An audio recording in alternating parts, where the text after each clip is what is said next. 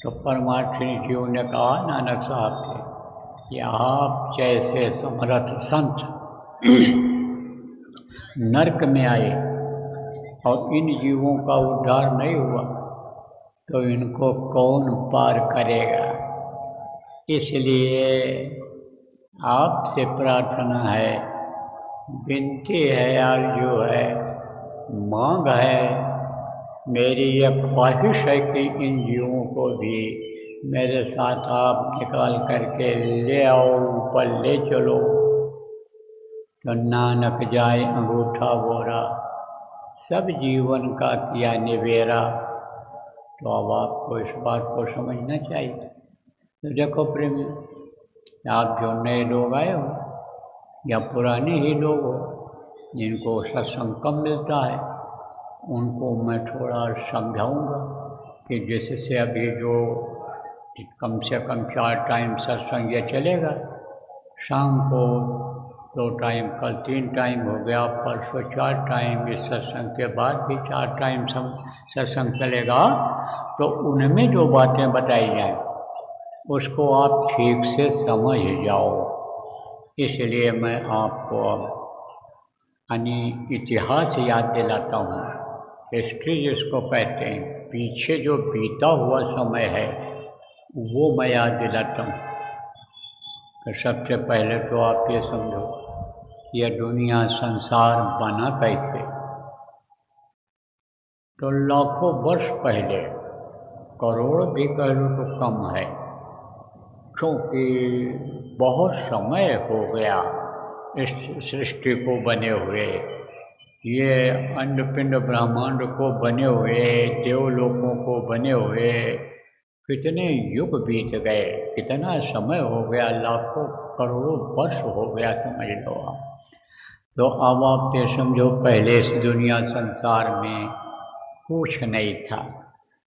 जो इन आँखों से आप देखते हो, पेड़ पौधे नहीं थे, यह धरती नहीं था।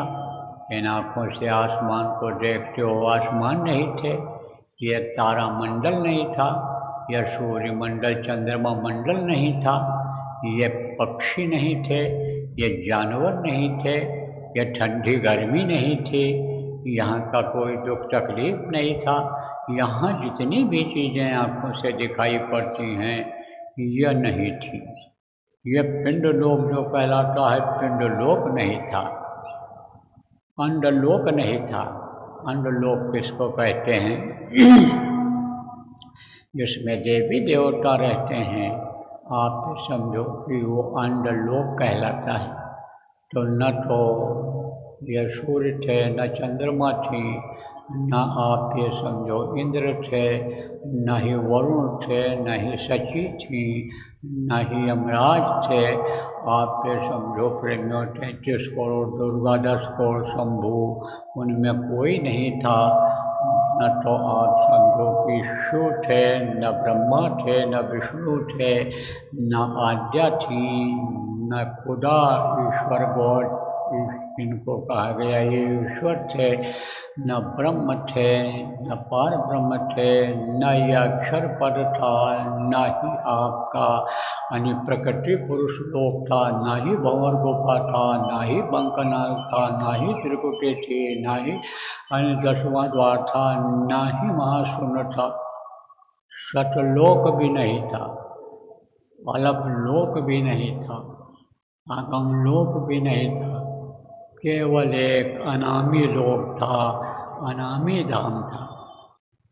वही जो प्रकाश का पुंज है, जो ज्ञान का भंडार है, जो शांति का यानी समझो कि पुंज है, शांति का चखीरा है, वही एक आनी अनामा और जो सच्चिदानंद प्रभु धामा, उसी का धाम था। और वही प्रभु था, अनामी प्रभु, और उसी का लोक था। मनुष्य शरीर में नहीं था वो, और ना भी मनुष्य शरीर में है वो। वहाँ यहाँ की कोई भी चीज़ें हैं ही नहीं। यहाँ तक कि पिंड लोक की चीज़ नहीं, अंड लोक की चीज़ नहीं, ब्रह्मांड लोक की भी कोई चीज़ नहीं है। वहाँ का लोक यानी शब्द वाला लोक है, शब्द ही शब्द है। और जितने भी जीव हैं जो शब्द कहलाए हैं, जो जीव कहलाए हैं, पहले शब्द रूप में ही थे। यह सूरत थी। सूरत क्या होती है? सूरत निकोल होती है। इसको सूरत मतलब उसके ऊपर कोई खोल नहीं होता, निकोल जिसको कहते हैं। गांव में कहीं कहीं पर कहते हैं कि इसको निकोल दो, यानी छिलका उतार दो। तो ये बिल्कुल छिलके नहीं थे। कौन सा छिलका? ये देखो, ये जो खाल है ये क्या छिलका है? इसके नीचे मांस है, वो भी एक तरह से मोटा छिलका है। हड्डी है वो और छिलका है। आप ये समझो किसके ऊपर यह छिलका है? नसों के ऊपर यह है। एक दूसरे से नसें ऐसे एक दूसरे के ऊपर अतिक्रमण करके जाती हैं। जो रीढ़ की नसें हैं, ये नाड़ियाँ हैं। तो अब आप ये समझो यह सब छिलका है, एक तरह से खोल है, कपड़ा जिसको साधारण भाषा में कह लो आप। तो ये समझो खोल इस पर नहीं था। तब ये सूरत कहलाती थी जब सतलोक से नीचे आई थी। और जब ये सहस्त्रल कमल पर आई, यहाँ काल के लोक में जब आई तो ये शिव कहलाई। अब आप जो नए लोग हो कहोगे काल लोक कौन सा है, सतलोक कौन सा है, सब आपको बताता हूँ। इन्हीं 3 दिनों में सब आपको समझा दूँगा, थोड़ा थोड़ा बता दूँगा। तो काल के लोक में जब ये जीवात्मा आई तब ये शिव हो गई।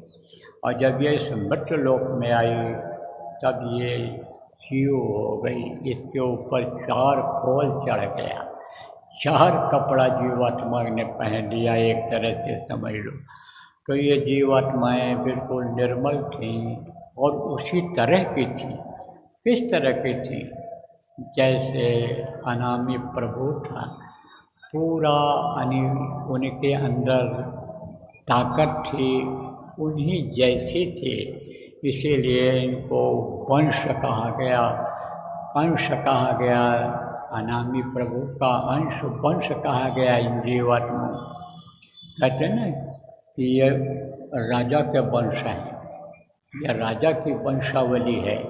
राजा का लड़का राजा जैसा जब होता है, कपड़ा पहन लेता है उसी तरह का, तब समझो इसको लोग कहते हैं यह राजकुमार हैं।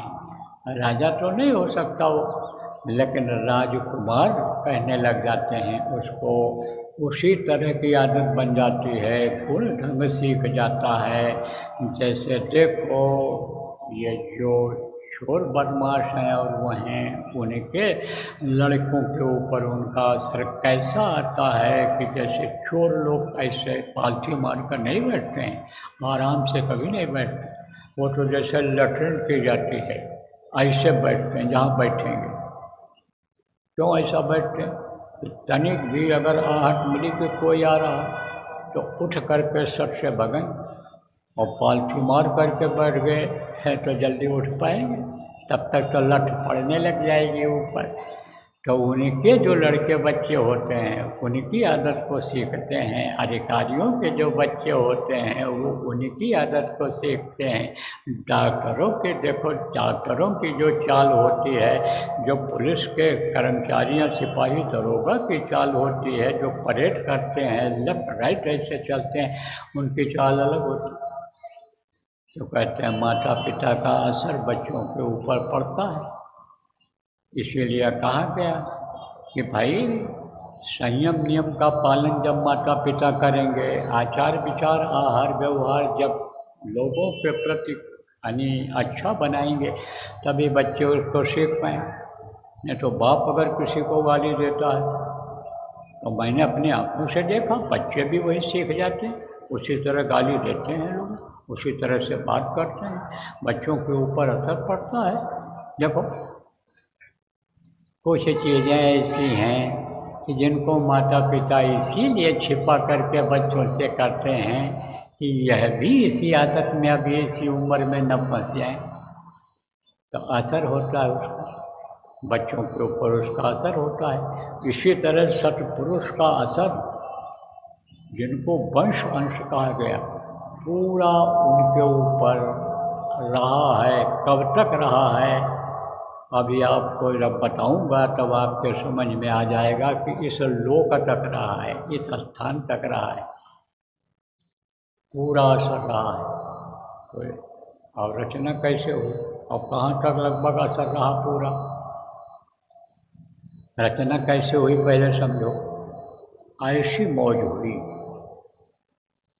कि एक हिलोर पैदा हुई। हिलोर किसको कहते हैं?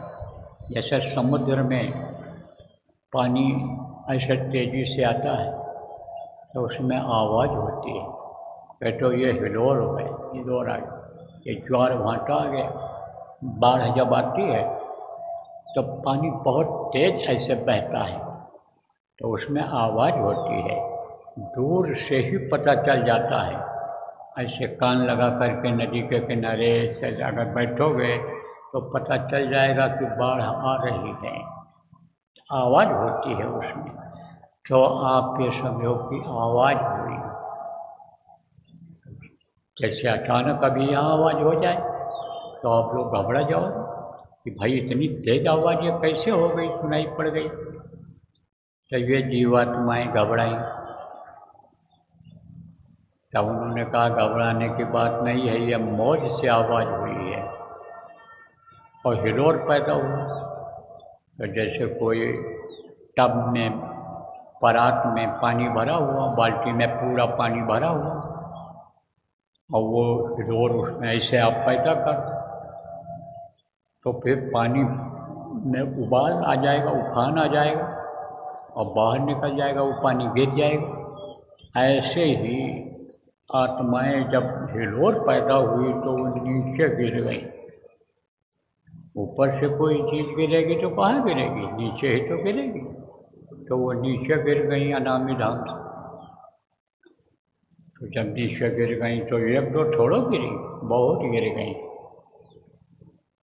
तो वो बन गया आपका आगम लोक, उसको आगम लोक कहा गया।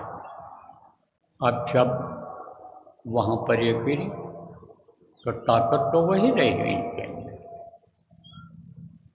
ताकत वही रही, होश पूरा रहा, दर्शन बराबर हुआ।